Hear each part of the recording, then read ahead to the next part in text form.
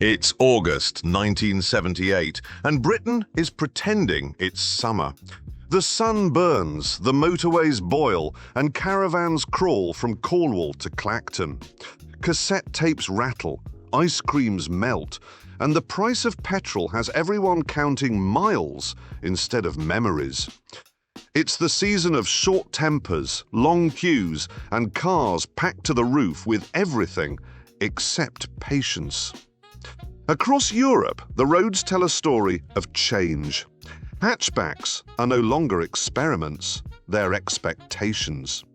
Big saloons are losing ground to lighter, cleverer ideas, and buyers are learning that practicality can have personality. Each country thinks it has the right answer, and all of them are convinced everyone else is wrong. Some say one of this month's cars tried to prove France could build for the world. Another showed Germany could do comfort without compromise. A third proved Japan could make small cars feel indestructible. And the last reminded us that only the French could make madness feel charming. All we know is they're the Renault 18, the Ford Taunus, the Toyota Starlet, and the Citroen LN. This is Four Wheels and Fuel, Season 2, Episode 7. From Renault comes a beautiful new shape. The 18. The new Renault 18 looks like no other Renault. Built to take 5 in sumptuous comfort. In a choice of 4 models from the economical 1400 TL to the 100-mile-an-hour 1650 GTS. With centralized door locking, electric windows, and a whole range of standard equipment, all put together with a solidity that will last for years. Take a look at the new Renault 18. She's beautiful. Renault 18. When Renault launched the 18 in 1978, it wasn't chasing headlines, it was chasing the world. The brief was simple: build a car that could replace the 12, please the 16's loyalists, and sell in every time zone.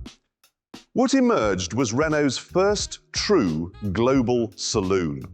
A car that could look at a Cortina, a Fiat 132, or a Datsun Bluebird and say politely, "Yes, me too." The 18 arrived in spring 1978 with the kind of design that looked effortless because it was. Square shoulders, generous glass, and that unmistakable Renault stance.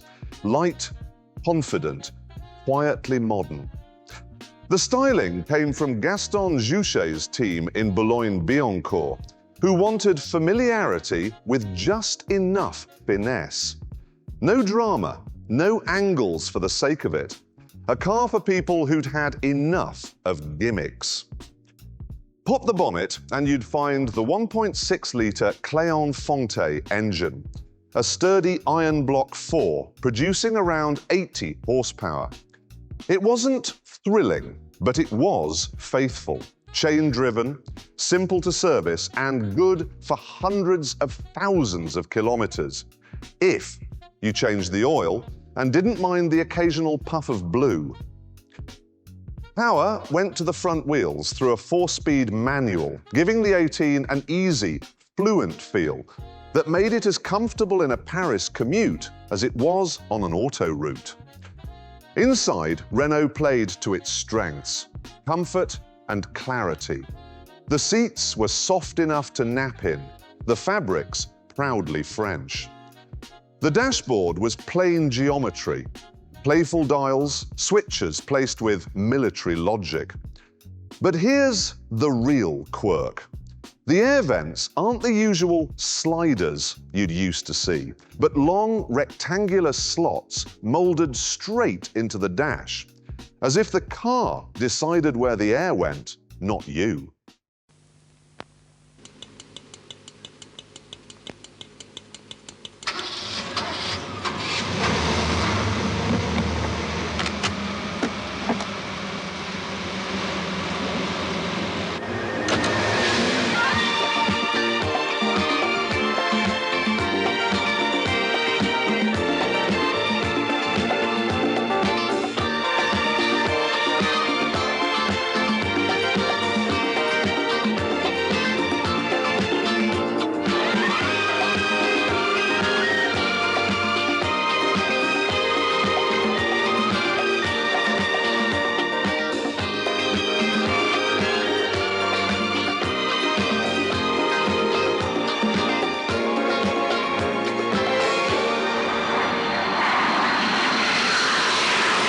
Renault 18, une exigence internationale. On the road, the 18 was quietly impressive. The steering was light but precise, the suspension supple, and the car's balance made long drives almost meditative. It never begged to be driven fast. It preferred to glide. The 1.6 had enough pull to hold motorway pace, and at idle it ticked like a clock, proud of being on time on family dinners. Of course, it had its flaws. Rust was a constant companion. Electrics could be theatrical, and build quality depended on the day of the week. Yet it delivered what mattered most: dependability and dignity. It was a car that didn't shout, didn't sulk, and didn't demand attention. The Renault 18 didn't just replace a model, it replaced an attitude. It proved that sensible could travel, and that ordinary, done properly, can become extraordinary.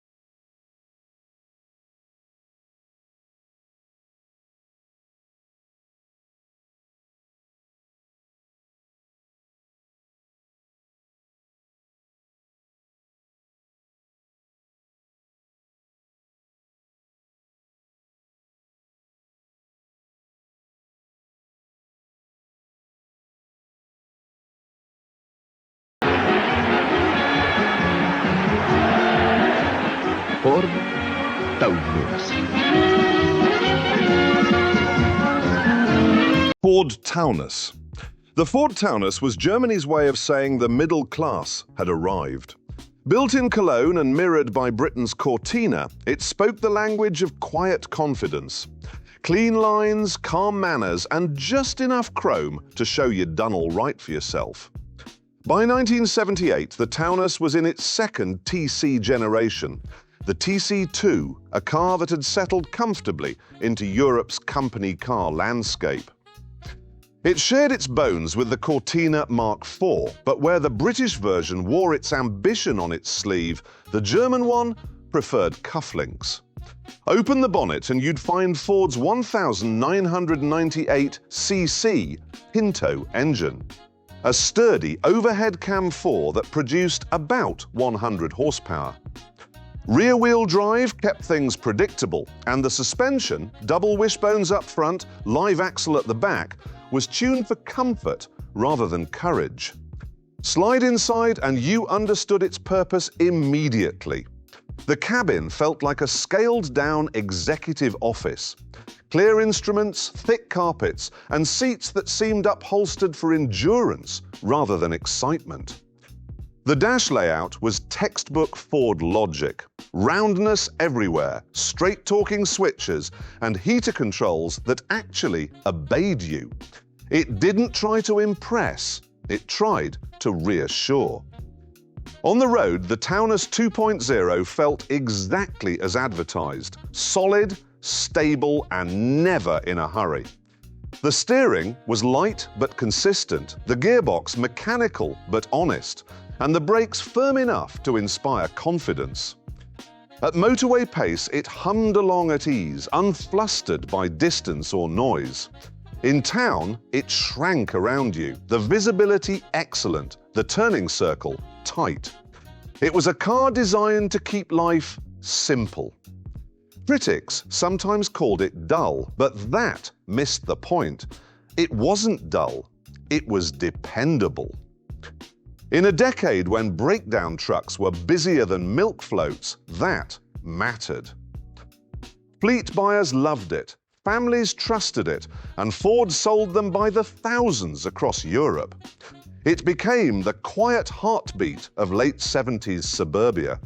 The car that got you to work, to weddings, to holidays, and back again without complaint. The Ford Taunus 2.0 didn't try to be a sports saloon or a symbol. It simply set a standard, one of sensibility, comfort, and the kind of reliability that made you forget to be nervous.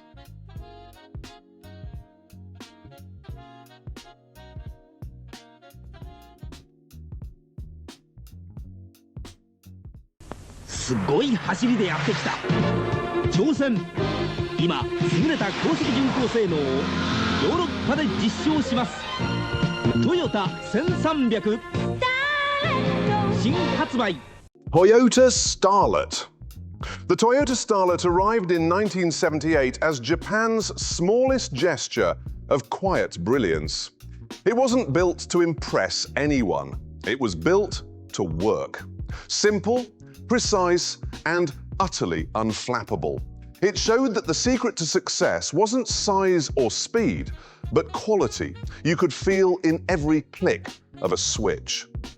This was Toyota's first Starlet to reach European shores, the P60 generation, replacing the aging 1000 and P40/P50 generation, and stepping confidently into a world that was finally ready for small cars done properly. At a glance, it looked modest. Neat proportions, clean panels, no fuss. But look closer, and every curve, seam, and vent spoke of discipline. It was minimalism engineered. Pop the bonnet, and you'd find Toyota's 1290cc four-cylinder, part of the rock-solid K family.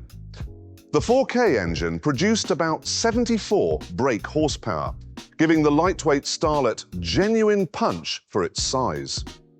Weighing under 770 kilograms, it felt lively and eager. The gearbox was a slick 5-speed manual available on all trims, and the clutch was as forgiving as a Sunday morning. The engine note was soft at idle and cheerfully throaty when pushed. Small capacity confidence at its best. Inside, the Starlet continued Toyota's quiet obsession with simplicity. The dash was honest, no fake wood, no chrome for the sake of it, just clarity. The dials were crisp, the controls perfectly weighted, and everything you touched felt as though someone had tested it 1,000 times before letting it leave the factory. The seats were firm but supportive, the materials tough, and the build quality, by late 70s standards, astonishing. On the road, the Starlet felt brisk and balanced. The steering, though unassisted, was fingertip precise once you were moving, and the chassis inspired confidence. It leaned a little in corners, but always gripped faithfully. The 4K engine pulled cleanly through the gears, cruising at 70 miles per hour without complaint, and returning around 40 miles per gallon in the process. It was a small car that felt complete, one that didn't need to pretend to be anything more. It wasn't glamorous, and it didn't need to be. While other manufacturers were trying to make small cars feel big, Toyota was proving that small could feel right. The Starlet didn't leak, didn't rust as quickly, and almost never broke down. In an era of excuses, it quietly removed the need for any. By the end of the decade, the Starlet had become Japan's ambassador of reliability. A car that would start every morning, never argue, and keep its dignity long after its owners had moved on to flashier things. The The Toyota Starlet wasn't built to turn heads. It was built to last. And it's still quietly winning that race.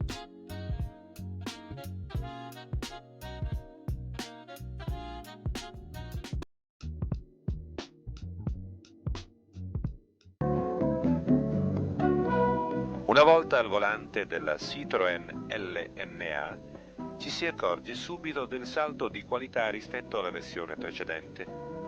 Il nuovo 2 cilindri raffreddato ad aria di 652 cm3 di cilindrata e con accensione elettronica integrale conferisce a questo complesso di 710 kg una brillantezza sorprendente.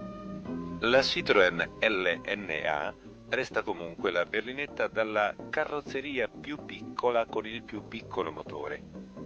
È un'automobile dalla versatilità eccezionale, in quanto ad un ingombro esterno dalle dimensioni estremamente contenute, di lunga appena 3 metri e 39 centimetri, corrisponde a una Citroen LN/LNA.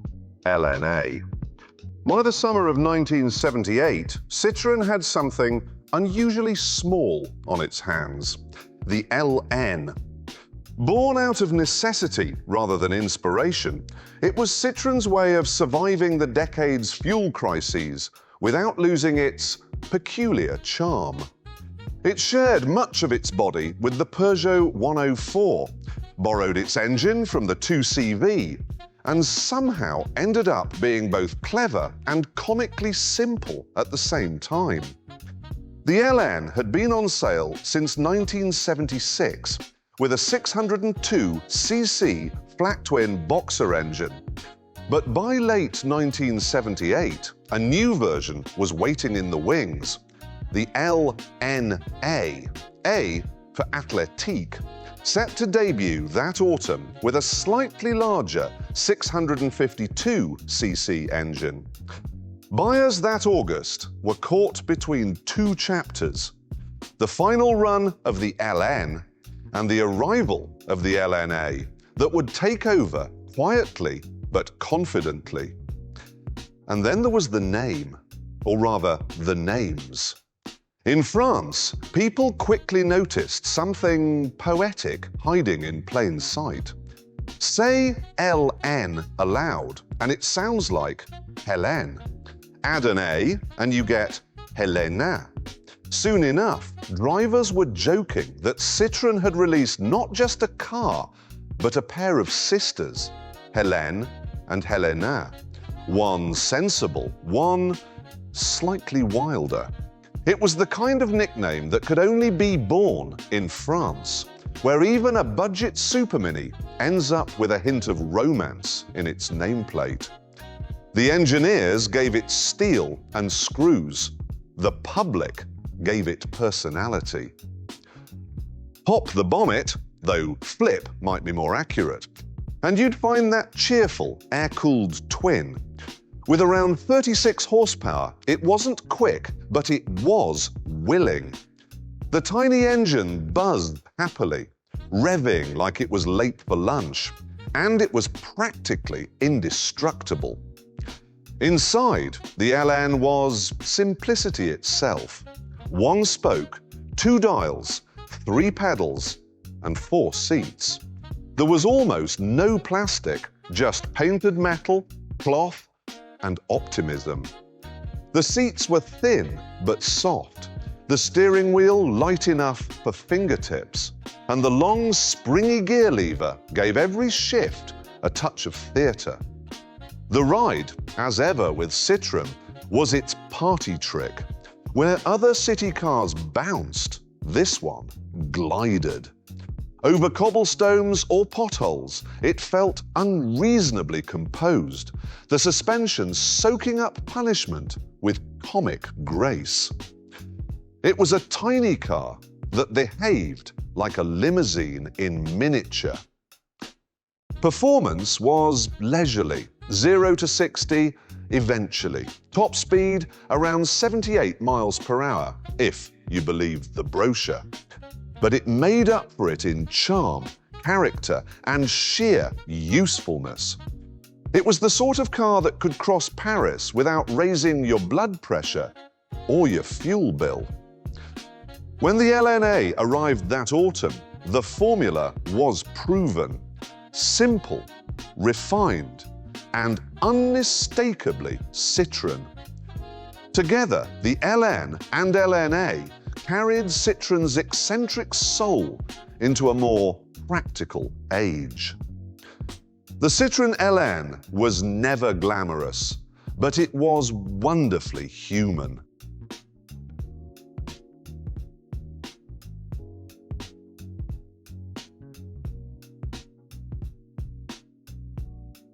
That was August 1978, a month when small cars learned big lessons. The Renault 18 1.6 showed how France could build a saloon for the world. The Ford Taunus 2.0 reminded Europe that confidence doesn't have to shout. The Toyota Starlet 1.3 proved reliability could have a heartbeat. And the Citroen LN 652cc showed that even the simplest car could still carry a story and a smile. Together they marked a quiet turning point. Cars didn't need to impress, they needed to endure. And in their own ways, all four did. Next time, September 1978 brings new contrasts, but that lineup's still under wraps. Let's just say it involves a diplomat, a dreamer, and a dash of misplaced luxury. That was August 1978, and somewhere out there, another story's just starting its engine.